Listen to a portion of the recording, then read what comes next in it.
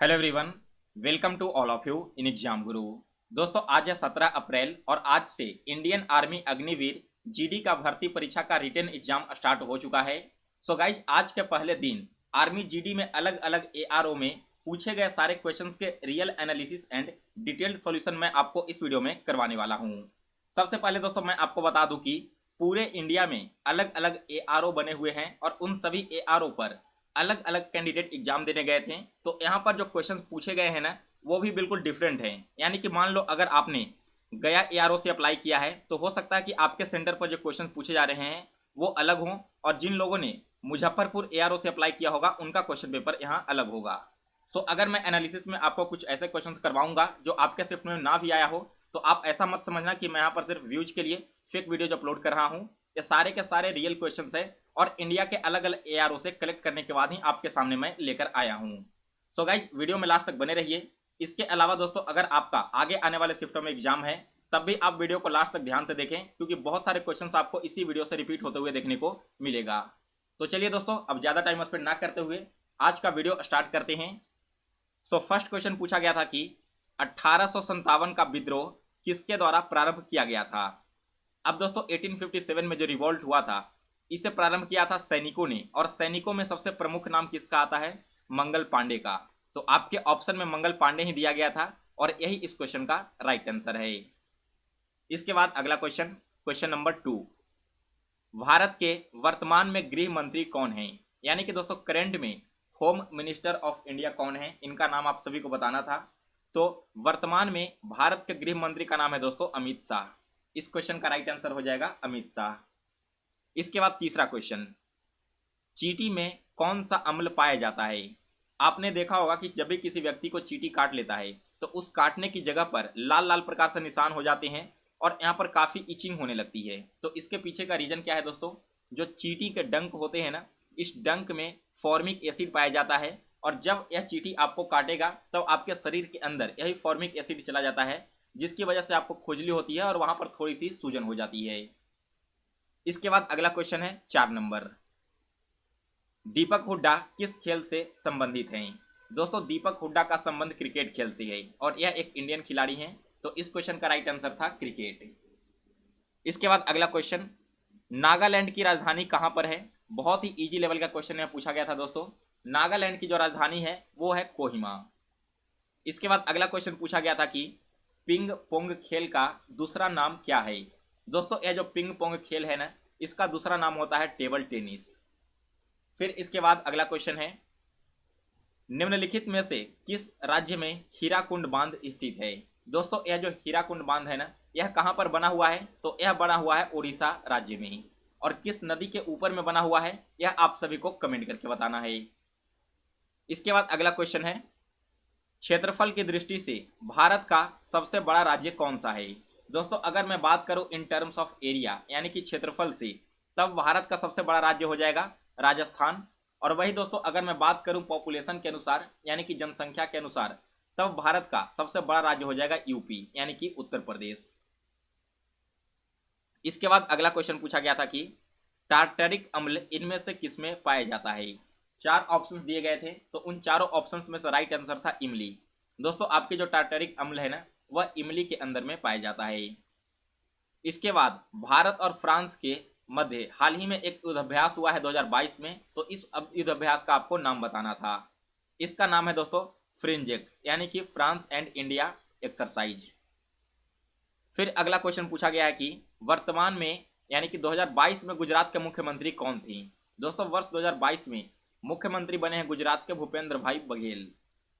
इसके बाद एक और टॉपिक है नाटो। यह क्वेश्चन आपका बहुत ही हॉट है और आने वाले एग्जाम में भी पूछा जा सकता है, क्योंकि दोस्तों अभी हाल ही में नाटो काफी चर्चा में चला है रसिया एंड यूक्रेन के युद्ध को लेकर। तो यहाँ पर देखिए दोस्तों, जो नाटो का फुल फॉर्म पूछा गया था तो इसका फुल फॉर्म है नॉर्थ अटलांटिक ट्रीटी ऑर्गेनाइजेशन। फिर इसके बाद अगला क्वेश्चन पूछा गया था कि किस संविधान संशोधन के द्वारा वोट देने की आयु 21 वर्ष से घटा करके 18 वर्ष कर दिया गया था? दोस्तों पहले वोट देने की आयु मिनिमम 21 ईयर्स थी, जिसे अब घटाकर 18 ईयर्स कर दिया गया, और यह किया गया था 61 अमेंडमेंट 1989 के द्वारा। इसके बाद अगला क्वेश्चन पूछा गया था कि ऑक्सीजन की खोज इनमें से किसने की है? दोस्तों ऑक्सीजन की खोज की गई थी प्रिस्टले के द्वारा। फिर इसके बाद अगला क्वेश्चन पूछा गया कि नाथुला दर्रा किस राज्य में स्थित है? दोस्तों जो नाथुला दर्रा है यह स्थित है सिक्किम राज्य में। इसके बाद अगला क्वेश्चन है यमुना नदी का उद्गम स्थल इनमें से कौन है? दोस्तों यमुना नदी का उद्गम स्थल आप सभी को बताना है, तो राइट आंसर होगा इस क्वेश्चन का यमुनोत्री। जो यमुना है ना वह यमुनोत्री से निकलती है। फिर इसके बाद अगला क्वेश्चन, फलों का सड़ना, यानी कि यहाँ पर आपको बताना है कि यह आपका फिजिकल चेंज है या फिर केमिकल चेंज है। तो देखिए दोस्तों, फलों का सड़ना क्या हो जाएगा? फलों का सड़ना एक रासायनिक परिवर्तन है, यानी कि यहाँ पर यह केमिकल चेंज है। तो इस क्वेश्चन का राइट आंसर हो जाएगा रासायनिक परिवर्तन। फिर इसके बाद अगला क्वेश्चन पूछा गया था कि इंपीरियल बैंक का नाम बदल करके स्टेट बैंक ऑफ इंडिया कब कर दिया गया? दोस्तों देखिए, पहले जो स्टेट बैंक ऑफ इंडिया था ना, यह इंपीरियल बैंक के नाम से जाना जाता था, जिसे 1955 में कन्वर्ट करके कर दिया गया है स्टेट बैंक ऑफ इंडिया के रूप में। इसके बाद अगला क्वेश्चन पूछा गया था कि उपभोक्ता दिवस कब मनाया जाता है? दोस्तों जो उपभोक्ता दिवस है यह मनाया जाता है प्रत्येक वर्ष 24 दिसंबर को, यानी कि इस क्वेश्चन का राइट आंसर है 24 दिसंबर। इसके बाद अगला क्वेश्चन पूछा गया कि जिस प्रकार से ज्वालामुखी मंदिर हिमाचल प्रदेश से संबंधित है, उसी प्रकार से अंकोरवाट का विष्णु मंदिर किससे संबंधित है? देखिए दोस्तों, यह जो ज्वालामुखी मंदिर है ना, यह स्थित है हिमाचल प्रदेश राज्य में, यानी कि पहले आपके मंदिर के नाम दे दिए गए और फिर इससे रिलेटेड स्टेट दे दिया गया है। हमसे पूछा गया है कि अंकोरवाट का विष्णु मंदिर, तो देखिए यह जो अंकोरवाट है ना, यहाँ का विष्णु मंदिर किससे रिलेटेड होगा? तो यह रिलेटेड होगा कंबोडिया से, क्योंकि यह जो मंदिर है दोस्तों वो कंबोडिया में स्थित है। तो इस क्वेश्चन का राइट आंसर था कंबोडिया। वीडियो में आगे बढ़ने से पहले दोस्तों, आप सभी के लिए एक छोटी सी इन्फॉर्मेशन है। अगर आप आर्मी 2023 की तैयारी कर रहे हो और इस बार एग्जाम में अपीयर होने जा रहे हो, सो गाइस आज के अलग अलग एआरओ में जितने भी जीके जीएस के क्वेश्चन पूछे गए थे, वो सारे के सारे क्वेश्चंस 95% से भी ज़्यादा क्वेश्चंस आपको इसी 2 ईबुक से देखने को मिला है। सो गाइस अगर आपने अभी तक जीके जीएस तैयार नहीं किया है, तो एग्जाम देने से पहले आप एक बार इस ईबुक को पढ़ लो, आपके एक भी क्वेश्चन छूटने वाले नहीं हैं। इस ईबुक को परचेज करने के लिए आप मेरे व्हाट्सएप नंबर 9430042848 पर मैसेज कर देना, वहां पर मैं व्हाट्सएप पर आप सभी के साथ इन दोनों ईबुक को शेयर कर दूंगा। इसके बाद दोस्तों एक और क्वेश्चन यहाँ पर इंपॉर्टेंट पूछा गया था कि एक नंबर दे दिया गया था, यहाँ पर 4 डिजिट का एक नंबर था, मान लो नंबर था 3744, और आपसे पूछा गया था कि यह जो नंबर है वो 4 से डिवाइड होगा या फिर नहीं होगा। तो 4 से डिवाइड होने वाले नंबर्स का रूल्स क्या होता है? कोई भी नंबर दिया हुआ हो, मान लो XYPQML, ठीक है, कोई नंबर है, और अगर यह नंबर 4 से डिवाइड हो रहा है या फिर नहीं हो रहा है, यह हमें पता करना है। तो इसके लिए हम इस नंबर के लास्ट के 2 डिजिट्स को देखेंगे। अगर ये दोनों डिजिट्स 4 से डिवाइड हो जाते हैं, दैट मीन्स कि आपकी पूरी की पूरी संख्या भी क्या होगी? 4 से डिवाइड हो जाएगी। जैसे देखो, अगर आप 3744 के देखोगे तो लास्ट में क्या है? 4 और 4 है ना, लास्ट में 44 है, और अगर आप इसे 4 से डिवाइड करोगे तो 11 बार में डिवाइड हो रहा है। तो अगर आपका लास्ट का 2 डिजिट डिवाइड हो रहा है, दैट मीन्स कि आपकी पूरी की पूरी संख्या भी यहाँ पर क्या होगी? 4 से डिवाइड हो जाएगी। अगर आप 3744 को 4 से डिवाइड करोगे तो पहले ये 9 बार में, फिर 3 बार में और फिर 6 बार में, यानी कि 3744 4 से 936 बार में डिवाइड हो जाएगा। इसके बाद दोस्तों एक पूछा गया था कि किसी संख्या का HCF दे दिया गया है, उस संख्या का LCM दे दिया गया है, एक संख्या दी गई है और दूसरी संख्या आपको फाइंड करके बतानी है। तो मान लो यहाँ पर जो क्वेश्चन दिया गया था वही मैं आपको करवा देता हूँ। संख्या का LCM 11 था, संख्या का जो HCF था वो यहाँ पर था 2420, और जो पहला नंबर था वो यहाँ पर था 220। सेकंड नंबर हमने y मान लिया, y का वैल्यू हमें पता नहीं है। तो यहाँ पर दूसरा नंबर निकालने का फॉर्मूला क्या होता है दोस्तों? LCM into HCF equal to x into y, जहाँ पर LCM और HCF क्रमशः हमें दिए गए हैं। पहला नंबर x हो गया और दूसरा नंबर हमें फाइंड करना है। LCM 11 गुना HCF 2420 equal to first number 220 गुना सेकंड नंबर y। तो यहाँ से अगर हम y का वैल्यू निकालना चाहें तो क्या होगा? 11 गुना 2420 डिवाइडेड बाई 220। इसे काटोगे तो सबसे पहले 11 से यह कटेगा 20 बार में, एक शून्य से एक शून्य कटा, 2 से यह कटेगा 121 बार में, यानी कि दोस्तों हमारा जो यहाँ पर सेकंड नंबर है क्वेश्चन मार्क की जगह पर वो 121 आना चाहिए। तो इस प्रकार के मैथ के क्वेश्चन पूछे गए थे। इसके बाद दोस्तों मैथ का एक और क्वेश्चन पूछा गया था, एक्चुअली में क्वेश्चन नहीं था, डायरेक्ट कॉन्सेप्ट ही आपसे पूछ लिया गया था मेंसुरेशन का।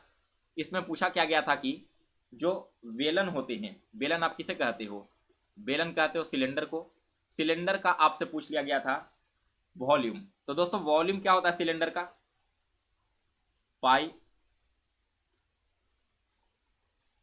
इसके अलावा एक और यहां पर क्वेश्चन पूछा गया था कि शंकु का आयत क्या होगा। एक बार बेलन का क्वेश्चन पूछा गया था और एक बार शंकु का। एक्चुअली मैं यहां पर थोड़ा सा क्वेश्चन में कंफ्यूज हो रहा हूं, देख लीजिए। मेंसुरेशन के दो क्वेश्चन पूछे गए थे। एक में आया था दोस्तों कि जो सिलेंडर है इसका वॉल्यूम का फॉर्मूला आपको बताना है। कोई क्वेश्चन फाइंड नहीं करना था, सिर्फ और सिर्फ आपको फॉर्मूला बताना था। और एक कोण पूछा गया था, कोण का भी क्या आया था? कोण का भी वॉल्यूम पूछा गया था। तो इन दोनों का आपको सिंपल फॉर्मूला याद होना चाहिए, तो आप डायरेक्ट इसका आंसर कर आ सकते थे। इन सभी के अलावा दोस्तों एक और डिविजिबिलिटी रूल से रिलेटेड यहाँ पर क्वेश्चन आपसे एग्जाम में पूछे गए थे। तो ये कुछ इंपॉर्टेंट क्वेश्चन है दोस्तों जो आज के शिफ्ट में पूछे गए हैं।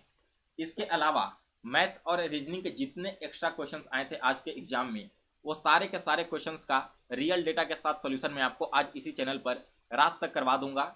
और दोस्तों जिनका आगे आने वाले शिफ्टों में एग्जाम है, उन सभी के शिफ्ट में तो मैथ्स एंड रीजनिंग के बिल्कुल एग्जैक्ट कॉन्सेप्ट रिपीट होंगे।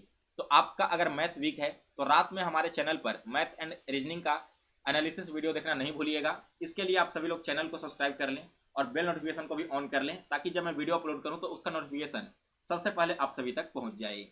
इसके अलावा दोस्तों जीके जीएस के भी अलग अलग शिफ्टों के जितने भी क्वेश्चन मुझे आगे मिलेंगे, उन सभी का भी सॉल्यूशन मैं आपको आगे आने वाले वीडियोज में करवाता रहूंगा। सो गाइज फिलहाल इस वीडियो में बस इतना ही। अगर आपको आज का एनालिसिस वीडियो पसंद आया हो तो इसे लाइक करें और शेयर करें। इसके साथ ही दोस्तों अगर आप इन दोनों ईबुक को परचेज करना चाहते हो, दोनों ईबुक आपको एक ही प्राइस में मिल जाएगा। तो आप इसे परचेज करने के लिए इंस्टामोजो का लिंक दिया गया है वीडियो के डिस्क्रिप्शन बॉक्स में, उस पर क्लिक करके परचेज कर लेना, या फिर मेरे व्हाट्सअप नंबर पर मैसेज कर देना। यहाँ पर आप गूगल पे, फोन पे या फिर पेटीएम वगैरह करके मुझे स्क्रीनशॉट भेजोगे तो मैं आप सभी के साथ यह ईबुक शेयर कर दूंगा। मिलते हैं दोस्तों फिर से एक नए वीडियो में, तब तक के लिए जय हिंद, जय भारत। आप सभी को आपके एग्जाम के प्रिपरेशन के लिए बेस्ट ऑफ लक।